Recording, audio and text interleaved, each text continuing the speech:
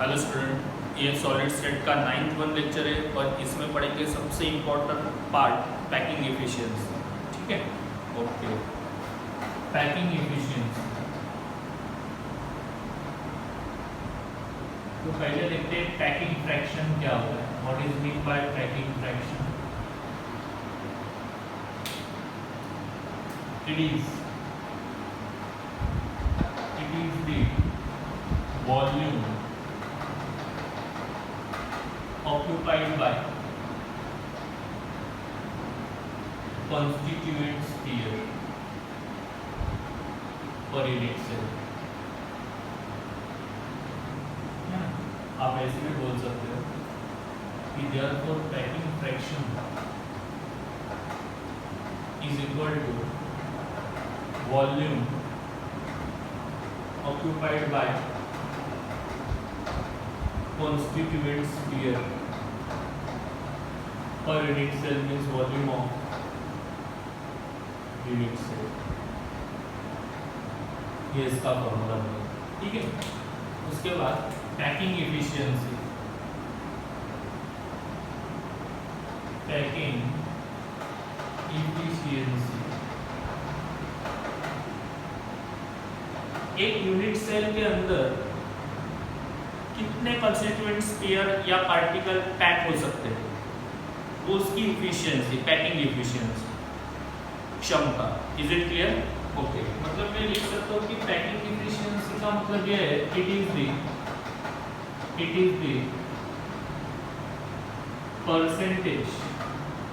Percentage of the total space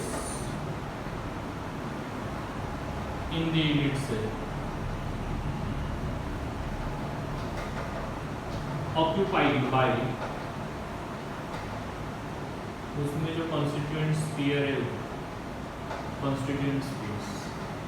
Is it clear? उसकी दूसरी भी डेफिनेशन है, that is packing efficiency is nothing but packing fraction multiplied by 100। ये भी बोल सकते हैं। Is it clear? अभी पैकिंग फ्रैक्शन क्या है? पैकिंग फ्रैक्शन ऊपर आपने लिखा है, तो आप ये वैल्यू यहाँ पे पुट कर सकते हो। मतलब पैकिंग एफिशिएंसी अगर आपको पता करनी है तो आपको क्या पता होना जरूरी है? Packing fraction. उसको सीधा 100 से मल्टीप्लाई कर दो, आपको पैकिंग एफिशिएंसी के परसेंटेज मिल जाए। Is it clear? ओके। और लास्ट वन टर्म देखते हैं कि वॉइड स्पेस। वॉइड स्पेस क्या है? इट इज द एम्प्टी, आप बोल सकते हैं वैकेंट, मराठी मध्ये आपण बोलतो रिकामी जागा, vacant space in the unit cell. सीधी बात है, अगर मुझे वैकेंट स्पेस पता करना है यूनिट सेल में, तो मैं क्या करूंगा? वॉइड स्पेस पता करना है। Void space is equal to 100 minus, मैं पैकिंग एफिशिएंसी को माइनस कर दूं 100 में, क्योंकि पैकिंग एफिशिएंसी मतलब ये जगह स्फीयर ने ऑक्यूपाइड की है। तो टोटल यूनिट सेल की जो जगह है, वॉल्यूम है, टोटल यूनिट सेल 100% जगह है, 100% में से मैंने पैकिंग एफिशिएंसी हटा दी, तो क्या बचेगा मेरे पास? Empty space, that is void space. Is it clear? Okay. अभी इस पैकिंग एफिशिएंसी का derivation simple cubic unit cell के लिए, एससीसी के लिए, body centered cubic unit cell BCC के लिए, और face centered cubic unit cell FCC के लिए, ये एग्जाम में आ सकता है डेरिवेशन डिराइव करने के लिए। ये डेरिवेशन का फॉर्मेट एक ही है, जैसे मैं एससीसी का डिराइव करूंगा उसी तरह आपको बीसीसी और एफसीसी का डिराइव करना है। Is it clear? तो फॉर्मेट एक ही रहेगा, यूनिट सेल चेंज होगा। Getting this? ओके। तो पहला देखते हैं एक्सप्रेशन for packing efficiency किसके लिए? सबसे पहले फॉर सिंपल क्यूबिक सेल में। तो सिंपल क्यूबिक सेल का स्ट्रक्चर अगर मैं यहाँ पे कंसीडर करता हूँ,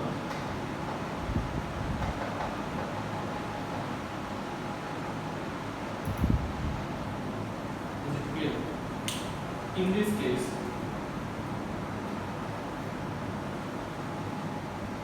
ये सेंटर अगर है तो एक स्फीयर होगा और ये दूसरा स्फीयर होगा। Is it clear? ये प्रॉपर्ली आप डायग्राम एज्यूम कर और मान लो इन स्फीयर की रेडियस ये r हुई यहाँ से लेके यहाँ तक और इसकी जो बिल्कुल टच कर रहा है r, और इस यूनिट सेल की जो एज लेंथ है दैट इज a, हर एक length all length identical, you know that सब a। तो मैं एक्सप्रेशन डिराइव करता हूँ। तो पहला एक्सप्रेशन मेरा रहेगा पहली स्टेप कि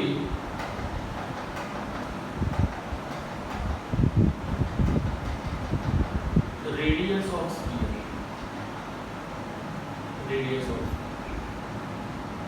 तो इसमें मैं लिखूंगा कि simple cubic unit cell in SCC there are 8 corner particles present। SCC में सिर्फ 8 कॉर्नर पार्टिकल्स होंगे। लेट R मैं सोचता हूँ रेडियस है स्फीयर की और A ये एज लेंथ है यूनिट सेल, ठीक है। तो डायग्राम से मैं लिखूंगा ये जो पूरा A है ये 2R के बराबर है, R plus R।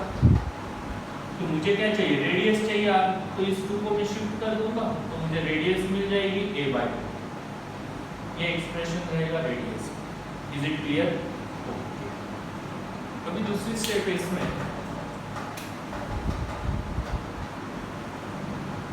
Volume of sphere. Volume of sphere देखो SCC में पहले वॉल्यूम ऑफ स्फीयर में we know that volume of sphere क्या होता है? फॉर्मूला क्या है इसका? 4/3 पाई r, 4/3 पाई। रेडियस का एक्सप्रेशन कितना मिला है? A/2 पुट कर रहे हो आप, तो instead of r I can write A/2, उसका क्या आएगा? q। तो यहाँ पे आएगा 4/3 पाई a³/8। Is it clear? a³/8, 4 2 और 2 3 6, मतलब मुझे मिल जाएगा पाई a³/6। ये मिल जाएगा वॉल्यूम ऑफ स्फीयर। दो स्टेप कंप्लीट हुए। थर्ड वन स्टेप है कि total volume of sphere. Okay, तो ये एक स्फीयर का वॉल्यूम है। तो SCC में टोटल कितने स्फीयर होते हैं? प्रीवियस लेक्चर में पता है कि since in SCC there are, or you can say since SCC contains only one sphere, आप लिख सकते हैं because n is equal to 1 होता है SCC के, प्रीवियस लेक्चर में प्रूव किया है। तो एक ही स्फीयर रहता है तो उसका वॉल्यूम क्या आएगा? Therefore total volume of sphere 80 रहता है। तो एक स्फीयर का वॉल्यूम कितना है? q/6। तो टोटल वॉल्यूम भी कितना मिलेगा? उतना ही मिलेगा, पाई a³/6।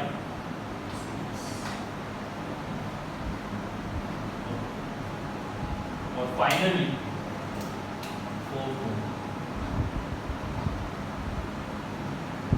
पैकिंग एफिशिएंसी,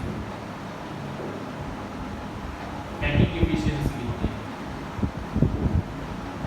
यहाँ पे लिखो packing efficiency is equal to, formula क्या है पैकिंग एफिशिएंसी, पैकिंग फ्रैक्शन मतलब volume occupied by constituent sphere, volume occupied by constituent sphere upon volume of unit cell multiplied by 100 है। तो constituent sphere ने कितना वॉल्यूम ऑक्यूपाइड किया, पाई a cube by 6, ये total volume हुआ ना। Is it clear? Upon volume of unit cell क्या है, a क्यूब। a क्यूब कैसे आया, क्योंकि एज लेंथ आपने क्या ली है A, this is edge length, तो ये क्यूब है, तो क्यूब का वॉल्यूम क्या होता है, साइड क्यूब, मतलब A cube. Is it clear? Okay, multiplied by क्या आएगा, तो यहाँ पे A क्यूब गेट्स कैंसल्ड, पाई की वैल्यू अगर मैं पुट कर देता हूँ 3.14 इनटू ये क्या है 100, ठीक है, अपॉन ये क्या आएगा 6। अगर इसको मैं सॉल्व कर देता हूँ तो आंसर आएगा 52.36%। That is a packing efficiency. ये packing efficiency is it clear? इसको 52.4 पे आप बोल सकते हो, ओके। और at the end void space कितना आएगा, मैंने आपको कहा कि void space कैसे पता करते हैं, void space is equal to 100 minus packing efficiency, तो 100 minus कितना आएगा 52.36%, 100 में से 52.36 अगर जाते हैं तो कितना मिलता है 4, 6, 1, 7,